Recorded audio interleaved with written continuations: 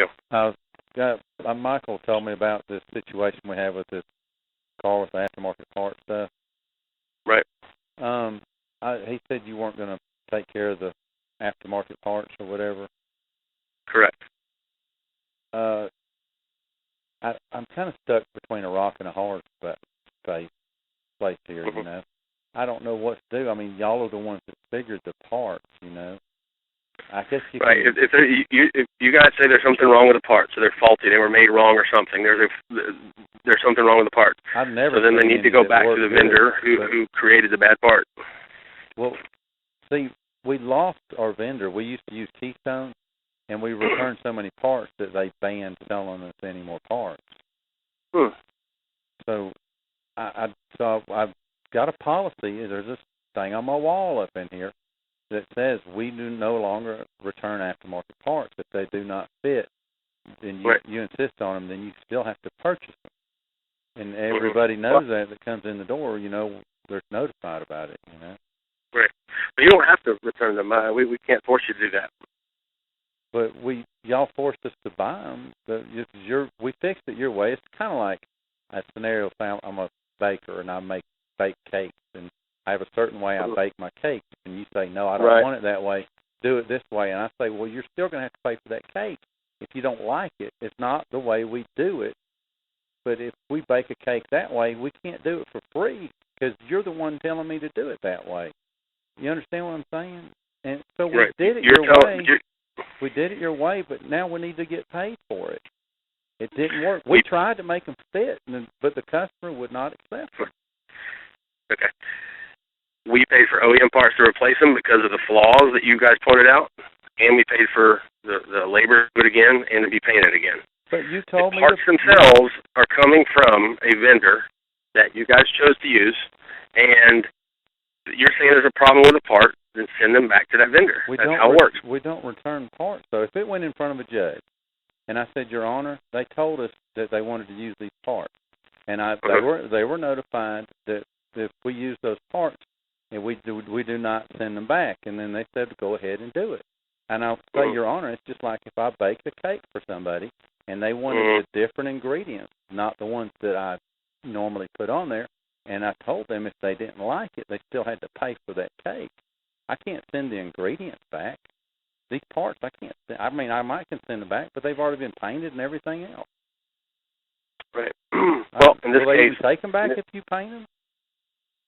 I don't think they'll take parts back that are painted. Sure, it's happened before. There's something wrong with a part, they'll take it back. Sure, they will. I mean, I'm not saying they'll reimburse you for labor or paint or anything like that, but yeah, I think they would take them back. I've only been to court one time over something like this, and the judge really understood my side. I mean, I hate being in your shoes. I know you're just doing your job, you know. No, I like being in my shoes, and I enjoy my job. So there's nothing to hate about it. Here's the deal, Mike. And do you like? You sound like a real. You sound like.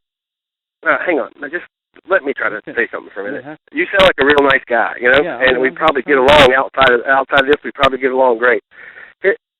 I don't want this to be ugly every time we deal with you guys, but of the hundreds, I think thousands of shops in our territory, that's an entire. Yeah. There is one shop, and it's your shop, where we have a problem time and time again with reaching an agreement. And this is coming from me. We're pretty flexible people. Believe me, we are pretty flexible. We try to reason. There's a middle ground. We're not always right. You're not always right. There's a middle ground. We try our best to reach an agreement with shops. But here, we've come to a point though where it's clear. You guys have made it. Evan, it could not be any more clear that you do not agree with Progressive's estimating practices, the parts we want to write on our estimates, the labor times, the labor rates. You do not agree with it. So what I told Mike was going forward, so that there's no more customers that find out about this as a surprise, we're going to start telling them that on the front end of the repair, just like you guys do. Mike just told me, you guys educate them before the repair process. We're going to do the same thing. And we're going to let them know that. I had a customer the other day tell me that someone from USA told her that if she brought her car to us, the paint was going to bubble up and the fender was going to fall off. If that happens, that is BS. That's horrible. And I hope one of my employees never does something like that. Now, honestly, let me ask you something really just, I mean, okay. the last I don't think I could sleep at night if I was in your shoes. Now, when you figure all these aftermarket parts on this car, right, it devalues the car so bad. If they go to trade it in, they kill them on trade-in because these parts are not what they had on there. They're not factory parts.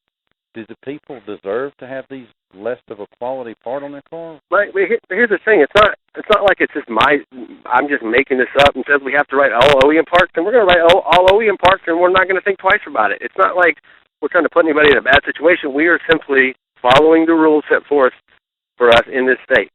But see, y'all are the only insurance company I have any problems with. You're the only one. What? Oh my goodness.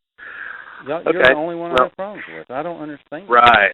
Well, nobody else gives us a hard time. I mean, they just understand it, you know. Yeah. Michael said you're giving him a hard time. I said, why? And he's trying to explain it to me. I said, well, they're the ones that figured this stuff. I mean, they wanted us to do it that way, you know. Right. Well, hopefully going forward, we can, since we're going to do a better job on our end of clarifying things with the customer up front instead of afterwards, we're going to avoid anything like this. But with those two claims, we're not going to pay. You're basically refusing to pay for the parts. Those aftermarket parts, correct. We've paid for the OEM parts, we've paid for that double labor, we paid for double paint, and we're not paying for those parts. If there's something wrong with them, the vendor who made the problem in the first place needs to take responsibility for that. Let me explain one more thing, if you don't mind. All right, now when we order parts, I think we make 25-30% on parts, but there's a process. Okay, we got the time that my guy spends the time to order the parts.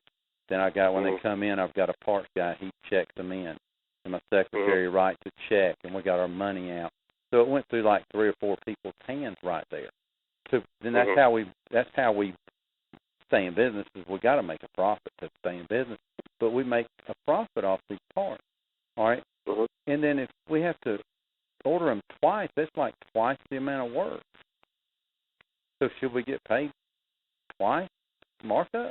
I mean, at least. I mean, you know, it's just not fair that we're doing twice as much work. You know, I don't understand. I mean, it's about to put us out of business, you know. But I hear you, Mike. I hear you, man. If we do many more progressive cars, we'll have to shut the doors, you know. Well, I don't wish that on you. You know, I want everybody to do well here, including our customers, you and me. So.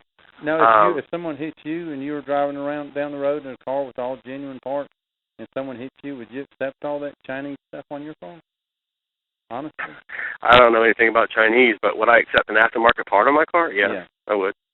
But now if you wanted to trade it in, you know they would hit you real hard. No, I mean, in my personal opinion, when trade-in value, it's about the car's history. Has it been in a wreck or has it not been in a wreck?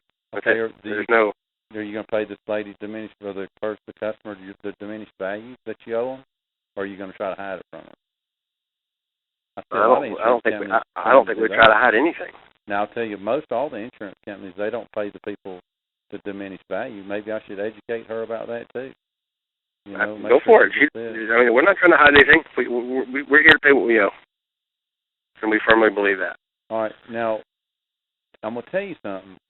This may go to court. If you don't pay for these parts, I may have to take it to a small claims court and let a judge decide on this. I'll have the paperwork on showing him where you wanted us to put these parts. We've got pictures of the parts. We'll have the customer there explaining that you're trying to put these parts on their car, and now you're not going to pay us for these parts. Right. What I'm saying is, whether you take it to court or not. Put on stand. I mean, just think of now. Just think if you're a judge looking at this situation. Right. Now, just think if you're in somebody else's shoes, a neutral party, and he got to hear this situation. Now, what do you think he would say? Now, they wanted us to bake the cake this way. It didn't work. I want you to have your money back. I want you to send it back to where it came from, and then we'll all be square. If I keep doing that, then I'll lose another vendor, and I won't be able to get any aftermarket parts because some people, just like you, some people will accept them. You know, so if somebody wants aftermarket parts, and nobody will sell them to me anymore. I mean, Keystone will beg them to sell me some more parts. They said, no, you've returned too much. They said most people only return 20%. and you're returning way over 20%. You know, they said there's one shop in Athens in particular. He said they only return 20%. He said that shop buys more aftermarket parts than any other shop. Where I'm sure you've heard y'all. I think y'all you send them a lot of work. I guess that's probably why they use so much aftermarket parts. But he said that shop. He said one shop only returns 20% of aftermarket parts in Athens. So is that what he said? Yeah. Okay. All right. Well, I don't know what to make of that. I don't know what 20% even means in this situation. I don't know how many cars that means, or how many parts that means, or anything. So, but the point is not how many parts you send back or don't send back. The point is, I'm not there's a problem with a part back, and your Progressive's going to have to pay for them. I'll take it to court and just see. I mean, I may lose, but I really think I'm doing the right thing. I did it the way you wanted it done. It didn't work, you know. I mean, I don't want to go to court, and I know you don't, but then maybe that's the best thing. Just go to court and let a judge decide. Okay.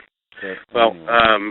I understand you got to do what you got to do. It's your business, but yeah, we're firm. We're not paying for the aftermarket parts on those two repairs. Okay. Well, I'll start filling out the court papers now. I'm not very good at this stuff, but I guess it's time to start. But anyway, sorry we couldn't work things out. Well, I agree. All right, Mike, thank you. Have a good day. You too, bye.